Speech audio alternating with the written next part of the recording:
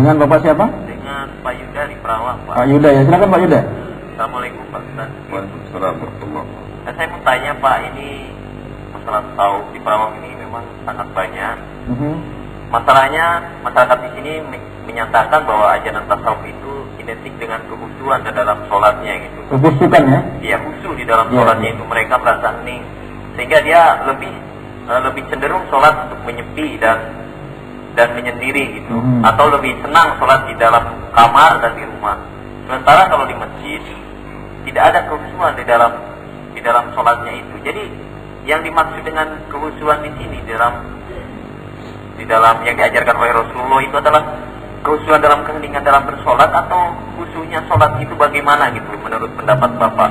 Gitu saja Pak. Iya. Assalamualaikum warahmatullahi wabarakatuh. Waalaikumsalam warahmatullahi wabarakatuh. Pak Yuda dari Perawang. Beliau nampaknya susah membedakan, karena banyak juga orang-orang tasawuf mengatakan, ya saya kan pengen khusyuk sholatnya, dan mereka hanya bisa mencapai khusyuk itu dengan cara yang demikian. Bagaimana ini? Ya begini, kekhusyuan ada dua macam.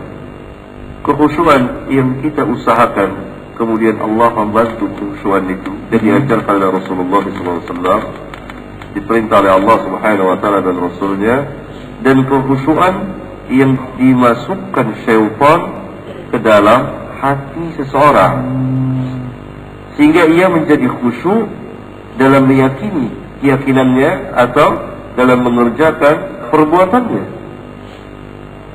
Lihat bagaimana cerita tadi, seorang sholat sendiri dalam kamarnya, dalam heningnya, dia bisa khusyuk daripada dia sholat di masjid. Bukankah ini sangat bertentangan dengan ajaran Islam? Kalau semua orang Islam bersikap seperti ini, untuk apa kita mendirikan masjid? Padahal wajib bagi kaum laki-laki sholat berjamaah di masjid.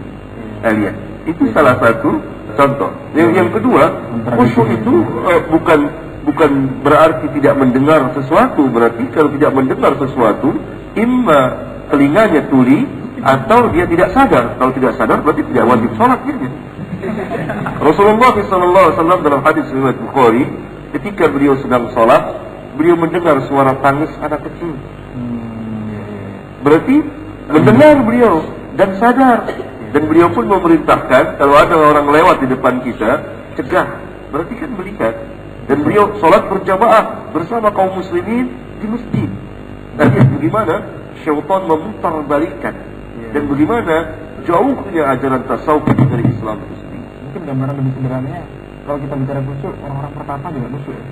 Khusyuk itu ada dua cara. Khusyuk khusyuk yang dari khusyuk yang memang secara syar'i, khusyuk yang memang dimasukkan oleh setan ke hati manusia. Kita tidak lihat orang-orang yang bertapa, yang memuja-muja setan itu sangat khusyuk sekali. Ini barangkali yang harus ditegaskan, makanya jadi khusyuk yang kita hadir dalam ibadah kita justru khusyuk yang mana? Khusyuk yang mana?